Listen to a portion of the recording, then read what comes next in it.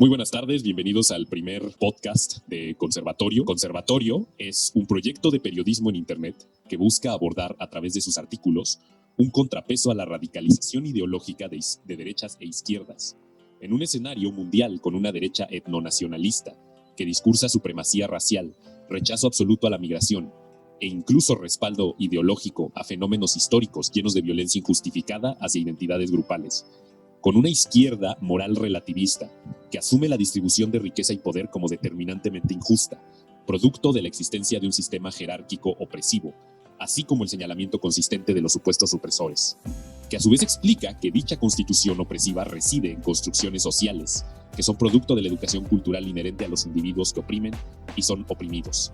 Conservatorio nace como una genuina oposición hacia ambas nociones y busca difundir una cultura de necesaria crítica hacia los periodos ideológicos. Mi nombre es José Carlos Briones, soy estudiante de Economía y Gobierno y Transformación Pública en el Tecnológico de Monterrey. Es un gusto saludarles. Hola a todos nuestros nuevos seguidores y gente que quiere participar en esto. Yo soy Santiago Fernández, igual estudio con mi compañero Briones en el Tecnológico de Monterrey. Yo estudio Economía y también Gobierno y Transformación Pública en el TEC de Monterrey. Y lo que hacemos aquí es que dividimos los temas en tres partes diferentes. Primero tenemos la economía, que es básicamente conservar una cultura económica con un fundamento del sistema económico liberal. Vemos en el potencial del individuo para transformar en su entorno sin la necesidad del Estado. También nosotros probamos energéticamente las políticas redistributivas del ingreso y apoyamos firmemente la noción del derecho humano universal a la propiedad privada. Nuestra segunda área sería la política. Nosotros consideramos una cultura política que separa las nociones individuales de las colectivas. Afirmamos el papel fundamental del Estado como socio proveedor de ley y orden. También creemos en el principio fundamental de la libre expresión, cuya función es precisamente la de permitir el intercambio de ideas y por lo tanto la democracia misma. Y nuestra última sección sería la social. Conservamos los valores y fundamentos de la civilización occidental. Respetamos el papel del cristianismo como fundamento filosófico del contrato social que existe en muchos países de Occidente. Rechazamos la retórica que pretende a la moralidad como un asunto subjetivo y meramente circunstancial. Y pues aquí estamos muy emocionados de tenerlos y aquí le dejo el papel a Briones para presentarles nuestro primer tema de discusión el día de hoy. Muchas gracias, Santiago. Pues bueno, como habíamos ya introducido anteriormente, buscamos hablar de los temas que nos involucran como sociedad, los temas que actualmente nos están dividiendo como sociedad y los temas a los que genuinamente les tenemos que poner mucha atención, puesto que no solamente van a determinar el desarrollo de nuestra generación y las generaciones futuras, sino que incluso podrían determinar la supervivencia de nuestras formas de conceptualizar el escenario social. El día de hoy vamos a abordar como nuestro primer tema el escenario del señor Floyd. El señor George Floyd fue asesinado por un policía en los Estados Unidos y pues este suceso realmente desató un choque de ideas y una respuesta mediática y social muy fuerte que hoy en día está en boca de todos. Así que como primer tema, Santiago, yo te preguntaría, ¿tú qué impacto ves que este suceso, esta terrible muerte, ocasionó en la sociedad tanto de los Estados Unidos como a nivel global? Pues yo creo que lo importante es empezar el impacto que tuvo a nivel individual antes de llegar al impacto social. Claro. Porque creo que cada una persona que vio este video, creo que se pueden dar cuenta, en verdad, el mal que posee esta persona, este policía. No solo al policía que se hincó en George Floyd, en su cuello por más de 8 minutos, sino a los de su alrededor que no reaccionaron a dicha acción. Entonces, al verlo, claramente me hizo muy incómodo, me enojó, me sentí tan enojado y sentí mucha simpatía y empatía hacia la población afroamericana que sí ha sido expuesta a este tipo de acciones. Ahora, a nivel social, yo aquí en Houston sí se destapó todo el enojo, todo el rencor de la sociedad y yo creo que encompasa también todo el tema del coronavirus. La gente apenas puede salir, la gente ve esta noticia, quiere justicia, está harta de estar encerrado, mucha gente pierde el trabajo, no hay oportunidades, están en cuarentena y yo te puedo decir que el infierno se desató aquí en Estados Unidos, la gente está muy enojada, muy triste, pero si yo tuviera que decir cuál es el sentimiento más notable que surgió gracias a todo esto, diría que es el enojo, más que la esperanza o el sentimiento de querer cambiar algo, sentimos, más que nada veo que el enojo es lo que está prosperando ahorita y eso es algo que me preocupa mucho, no solo para las soluciones que necesitan surgir de esto, pero sino para cómo estamos llegando como una sociedad que básicamente se basa por los sentimientos más que por los hechos y eso me preocupa mucho a mí. ¿Tú qué opinas del impacto, mi Briones? Pues yo creo, Santiago, que como tú dices, el impacto individual, personalmente también, la verdad es que me enfermó ver ese video, sí me sentí muy mal. Es increíble la forma en la que este sujeto policía se hinca de ese modo tan agresivo y tan déspota hacia la vida de este ser humano que era el señor George Floyd. Y pues la forma en la que los otros dos o tres policías, porque en realidad fueron dos patrullas las que estaban en el lugar de los hechos, estaban creando incluso un espacio de contención para evitar que las personas que protestaban, como es natural, ante semejante brutalidad, se acercaran y evitaran que este sujeto policía asesinara al señor Floyd. Entonces definitivamente creo que personalmente desató un asco, yo diría. Realmente es terrible que a pesar de poder hablar de un país como es los Estados Unidos, que tienen un índice de desarrollo humano altísimo, cuyos cuerpos policíacos están muy bien fondeados y que realmente tienen muchos recursos como para poder ofrecer una policía de calidad, pues fallen en sus controles de mantener policías, pues al menos con una salud mental. Porque una de las cosas que yo creo es que más allá de esto ser un asunto de ideas o de creencias, creo que es un asunto de salud mental. A mí realmente no me parece que un ser humano sano sea capaz de infringir semejante nivel de crueldad sobre su semejante.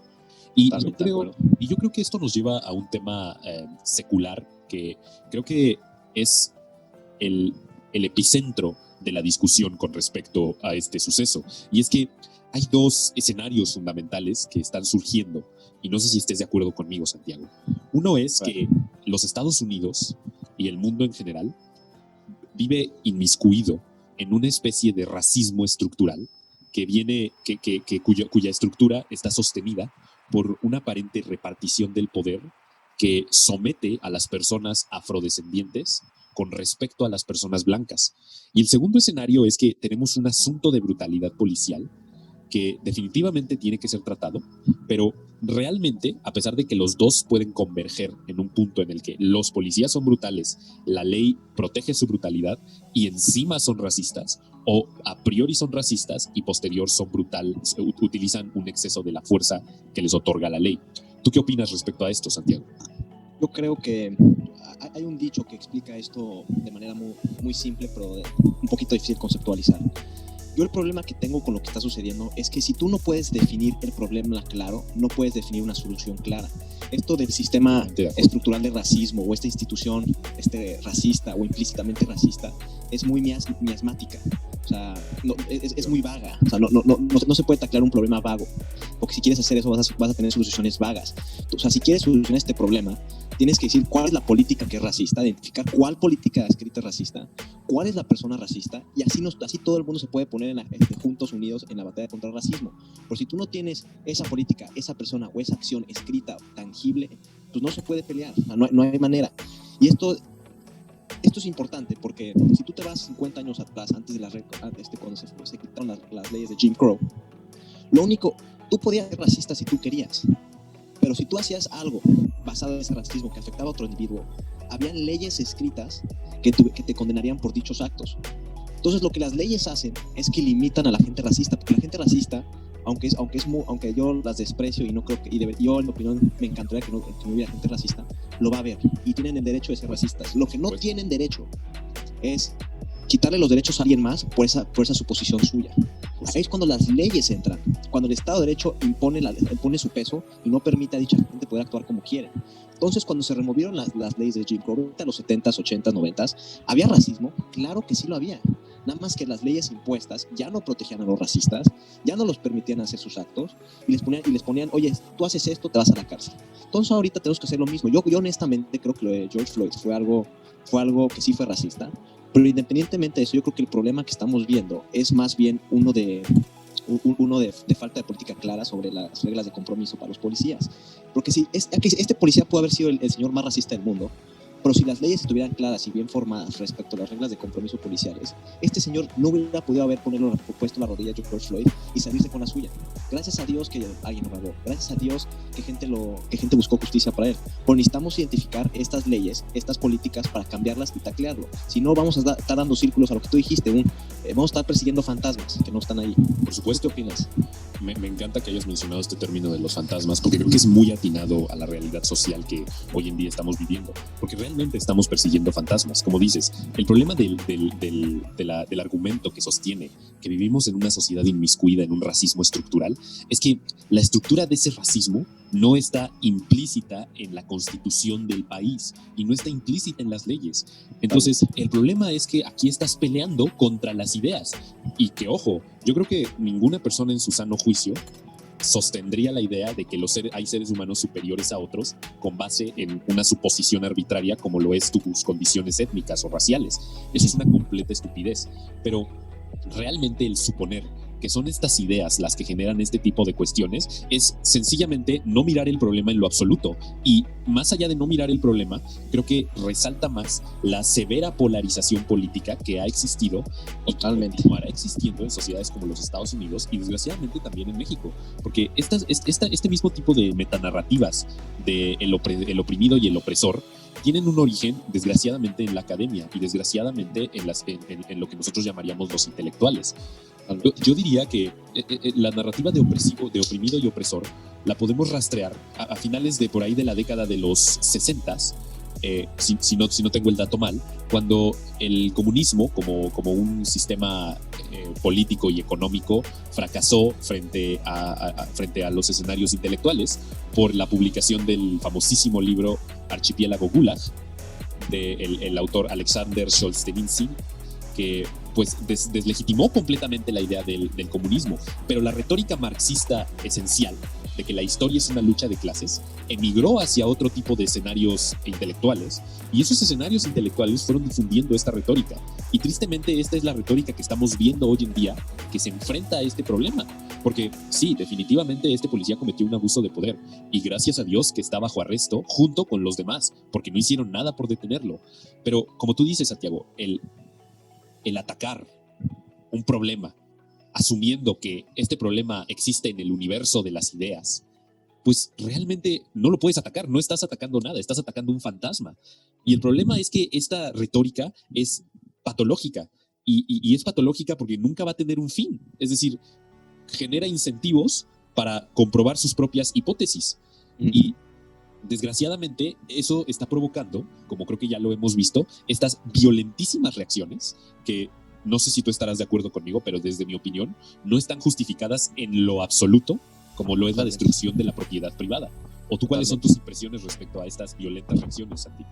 Pues yo creo que manteniendo mi moral intacta, yo puedo decir que nadie, absolutamente nadie, tiene el derecho a quitarte la vida. Por ende, el señor que fue violento hacia el señor Floyd, ahorita ya está, fue charged, aún falta su sentencia, pero ya fue aprendido por la policía. Y lo que tiene que suceder es que la premisa es ese cuate violó un derecho y va a pagar por ello. Y una persona tiene el derecho a expresar su enojo, tiene su derecho a expresar cambio, y sus herramientas más poderosas para hacer eso es usar su voz, usar sus medios de comunicación y sus redes sociales, usar su voto en las elecciones, pero no tiene como herramienta tener el derecho a romper propiedad privada, a romper propiedad del Estado, a infligir violencia hacia terceros que no estaban involucrados en eso. Simplemente es respetar los derechos del uno al otro. Es así de simple mi premisa. Y entiendo el enojo, lo entiendo completamente. Y mucha gente va a aludir a la idea de que a veces es necesaria la revolución. Y yo puedo debatir eso porque los cambios más grandes que yo he visto en la historia, para mí hay tres ejemplos muy claros. El uso de la no violencia para hacer un cambio positivo y crear cambio. Para la gente que no es religiosa, pues les va a molestar un poco esto, pero para mí el cambio más grande fue la crucifixión de Jesús.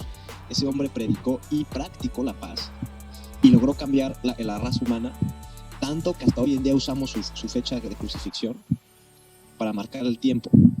Segundo ejemplo que voy a usar, y mucha gente va a refutar esto con el nuevo pensamiento de escrituras del señor, el reverendo Martin Luther King. Pero Martin Luther King sí murió por sus acciones, pero ese era un hombre de paz. Sus marchas eran basadas en paz. Y cualquier persona que me diga que eso no tuvo un impacto, por el amor de Dios, hoy tenemos clases del Señor, de lo que predicaba el Señor, de lo que logró con eso.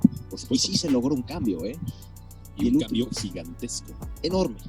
Y otro cambio que diría, que es un poquito... Y sabes, yo creo que por qué el cambio es tan gigantesco, Santi. ¿Por qué? Es moralmente superior. Es moralmente superior, totalmente de acuerdo. Y a ver, suena un poco cliché, pero a ver, la violencia, si tu misión es reducirla, especialmente en estos casos, tomando en cuenta las circunstancias, violencia va a crear más violencia. Claro. Es así de simple, es un fenómeno humano. Y el último caso que iba a retomar era el de Gandhi. Gandhi se impuso contra el estado más grande que existía en esos tiempos, el imperio más grande de esos tiempos, con la Gran Bretaña. Su paz, su mensaje de paz, él predicó y practicó la paz y ve lo que logró.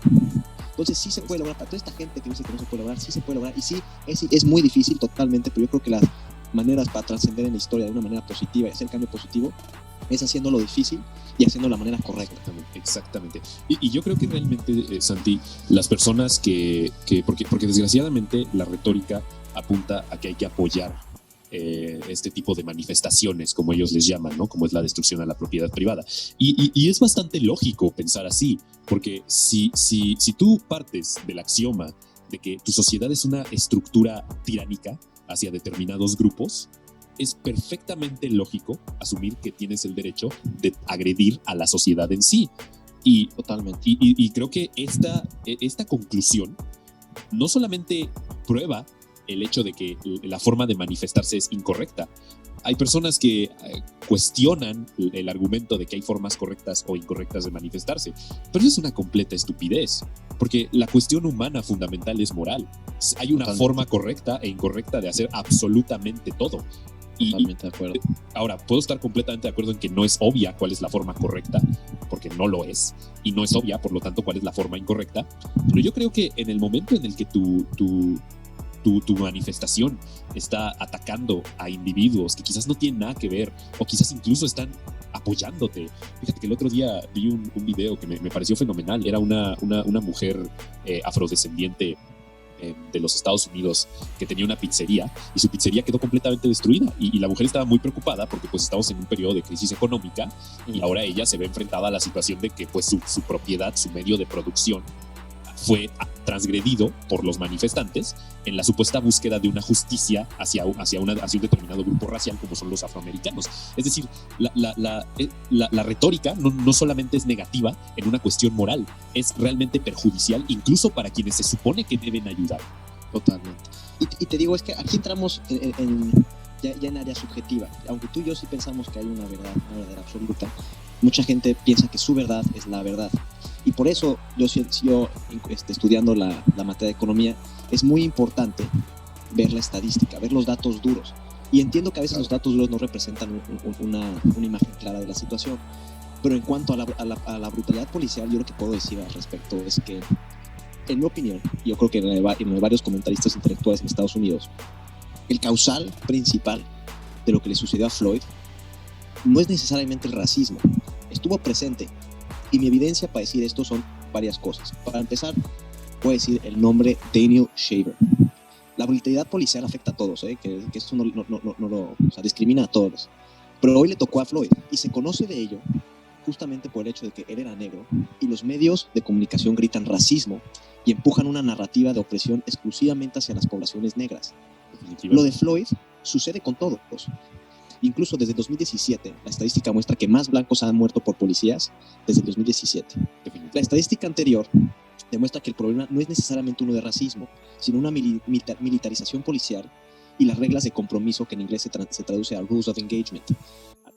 Al decir esto, no le quito la gravedad al tema del racismo. Simplemente busco identificar y solucionar el causal de las muertes como las de Floyd y Shaver. Así se soluciona un tema como la brutalidad policial. El racismo, por otra parte, se batalla con la educación y con más diálogo para poder cambiar y reducir el racismo en las siguientes, por supuesto, generaciones. Y aunque el racismo, y lo pongo de esta manera, aunque el racismo sí fue presente en la muerte de Floyd, un policía no hubiera podido hacerle lo que le hizo si las reglas de compromiso no fueran las establecidas, que hoy en día sí permiten la trata agresiva por parte de policías a la población.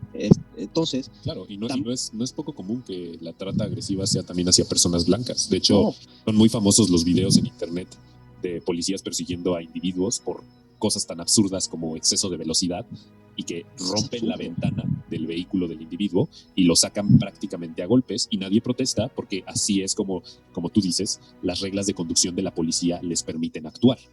Totalmente. Y para concluir esto, pues si buscas solucionar problemas complejos, se necesita ser objetivos, identificar los causales de dichos problemas. Usemos la estadística y la metodología correcta a nuestro alcance, con el razonamiento lógico y no el sentimentalismo. Lo que pasó con Floyd, esto es lo irónico, lo que pasó con Floyd debería ser algo que nos une, no lo contrario. Y a lo que quiero llegar con esto es, ahorita ya más adelante, si nos permite el tiempo, hablaremos más de las estadísticas.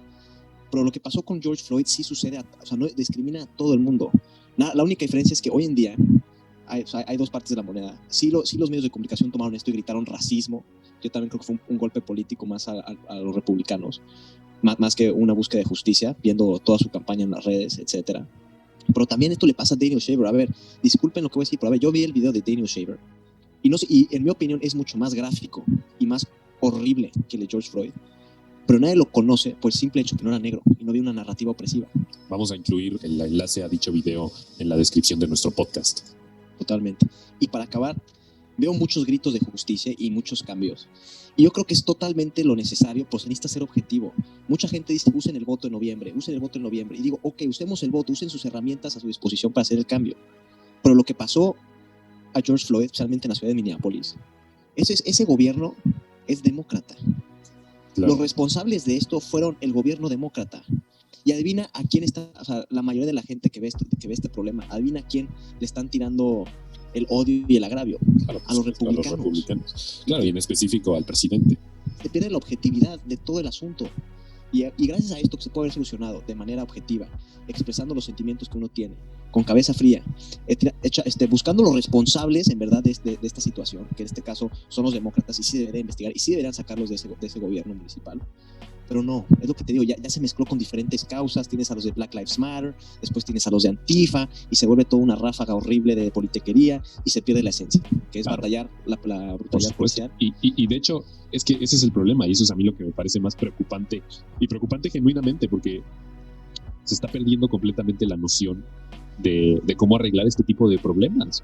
Es decir, estamos apuntándole a fantasmas. Nadie menciona, claro. O sea, yo quizás yo estoy muy sesgado en la información que veo. Ciertamente es posible, pero yo no he visto una sola mención.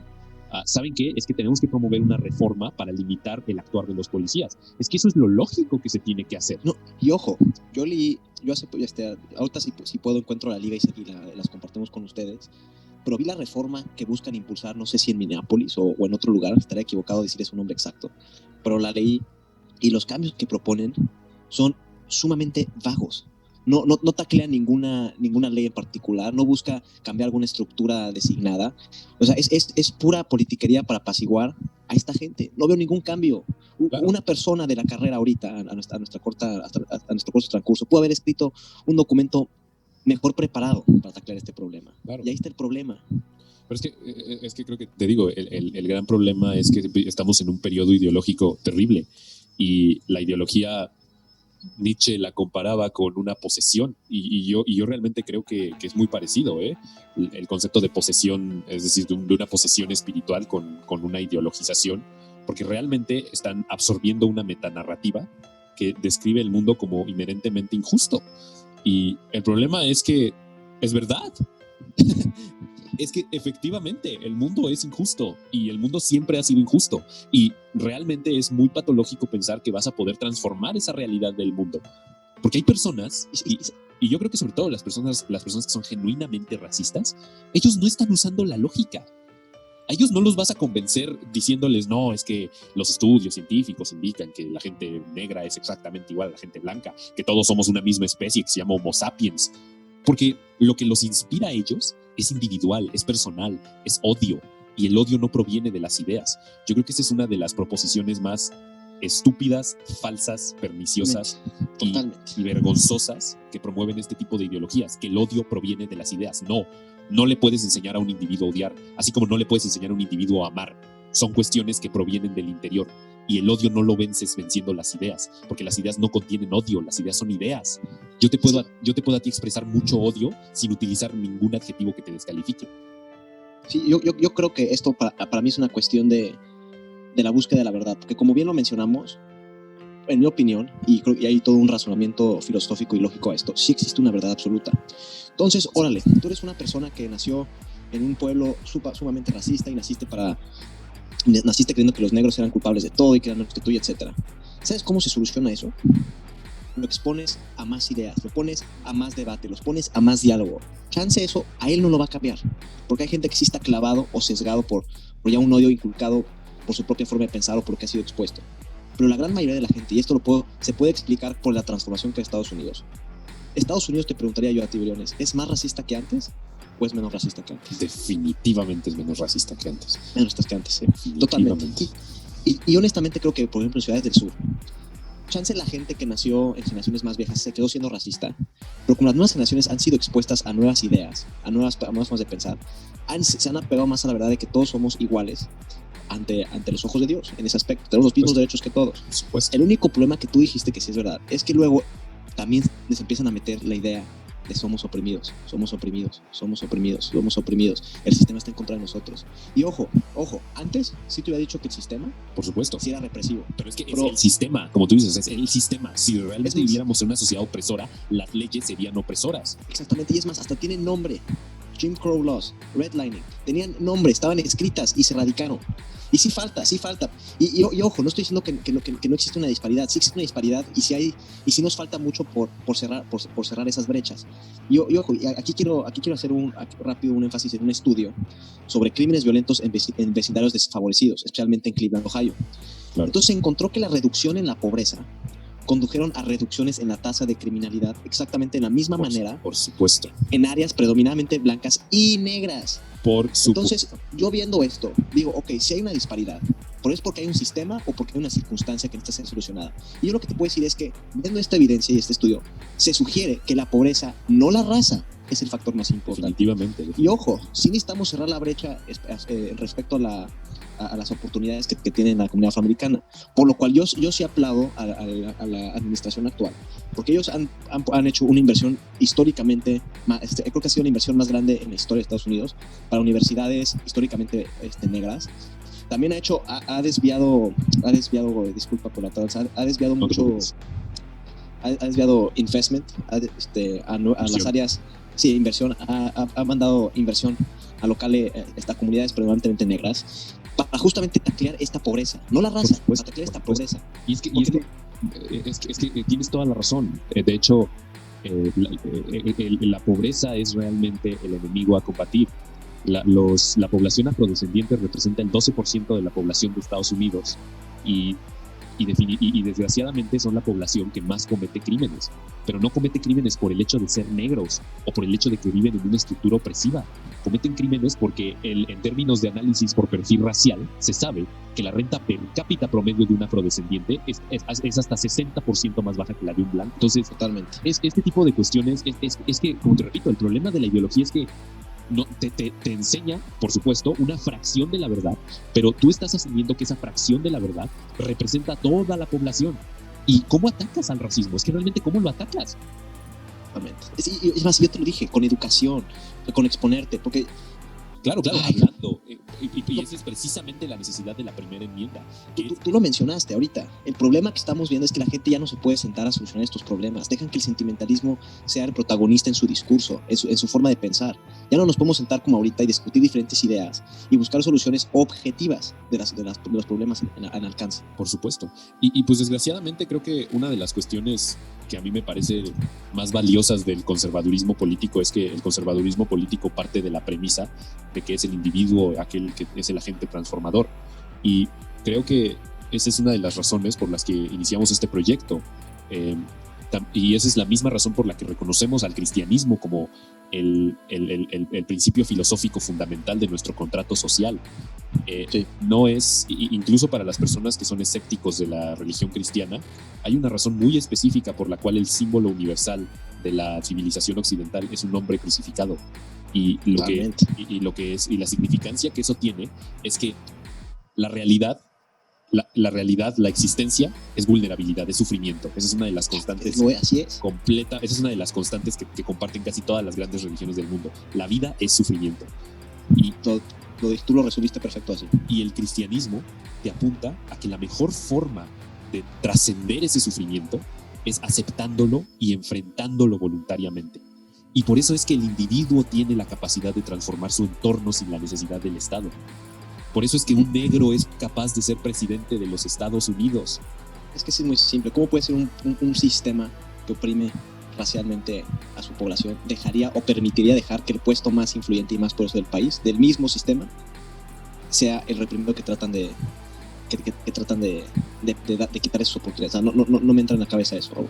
No, pues es que la única justificación que le puedes encontrar a eso es si partes de la premisa de que vivimos en una estructura opresiva que privilegia a ciertas personas por sobre otras. Y en un artículo que estoy a punto de subir personalmente a Conservatorio y que invito a todos nuestros auditores a leer, que se llama Caín contra la desigualdad, hago un análisis más profundo acerca de hacia dónde han llevado históricamente este tipo de ideas. Porque cuando atribuyes que hay grupos oprimidos, asumes que hay grupos opresores. Y si tú asumes que hay grupos opresores, puedes pensar en que hay responsabilidad grupal y culpa grupal. Y si empiezas a pensar que el grupo al que perteneces define qué crímenes se te pueden imputar, las cosas se pueden ir muy, muy abajo. Este tipo de ideas son perniciosas, son nocivas y son patológicas en todo sentido. Y realmente es necesario decirlo y realmente es necesario hacerles un contrapeso, porque no tenemos ni la menor idea de hasta dónde nos pueden llevar. Totalmente. Pues mi Briones, se nos está acabando el tiempo, entonces yo voy a dar mis puntos finales. Igual espero que me acompañes. Y yo solo quiero dejar algo claro. Pues ya vimos, y quiero que sepan que todos los datos que usaremos en este podcast trataremos de proporcionar los links para que ustedes los puedan verificar en su tiempo libre. Nos encantaría también que si escuchan esto lo compartan con sus familiares, amigos o círculos de intelecto. Nos encantaría que nos escriban a nuestros mails de conservatorio para poder tener discusiones, incluso hasta ver si los podemos invitar a esta misma conversación, porque como mencionó mi amigo, nosotros queremos tener diálogo incluso con gente con otro punto de vista totalmente opuesto al nuestro, y tener un diálogo y comprobar que sí podemos por lo menos reformar el diálogo abierto. Y por último, solo quiero dejar sobre el caso de George Floyd que la evidencia en las cifras oficiales registradas por la policía de los Estados Unidos, los negros tienen más probabilidades de cometer ciertos tipos de delitos que las personas de otras razas. Si bien sería ingenuo sugerir que no existe racismo en el sistema de justicia penal de los Estados Unidos, los informes de las víctimas no respaldan la idea de que esto se deba a la discriminación masiva. Las tasas de pobreza más altas entre varias comunidades negras urbanas podrían explicar la diferencia en las tasas de criminalidad, aunque la evidencia es mixta. Hay pocas respuestas simples y es probable que los vínculos entre crimen y raza sigan siendo objeto de amargas discusiones, pero los invito a revisar la evidencia, a hacer un razonamiento y un análisis objetivo de lo que está sucediendo. Inviten a sus conocidos a hablar del tema. Busquen siempre entablar un diálogo con respeto. Nunca busquen oprimir a los demás. Inculquen el respeto ante todo. Y espero les haya gustado esta plática y este diálogo. Los invitamos para nuestro siguiente podcast la siguiente semana. Y los dejo aquí con mi amigo Briones. Muchas gracias. Pues como secundando lo que dijo mi compañero Santiago, definitivamente Conservatorio, si algo busca promover, es el diálogo, así que les invitamos enaltecidamente a que comenten en nuestra página oficial donde estará publicado este podcast. Habrá una caja de comentarios. Del mismo modo, en nuestra página oficial tenemos nuestros medios de contacto en caso de que quieran enviarnos un correo para hacernos algún comentario o alguna observación. Estamos más que abiertos a recibir formas de pensamiento que sean distintas a las nuestras o que completamente se opongan a nuestra visión del mundo. Creo que hablo por Santiago y por todos los que estamos en Conservatorio cuando decimos que realmente no creemos tener la verdad absoluta, pero creo que una de las tareas más loables que cualquier ser humano puede emprender es apuntar como su máximo valor a la verdad. Y yo creo que la verdad, como dijo en algún momento un gran hombre, la verdad nos hará libres. Así que pues les agradezco por habernos escuchado. Como dijo Santiago, los esperamos la próxima semana. Que tengan un excelente fin de semana y una excelente noche. Hasta luego.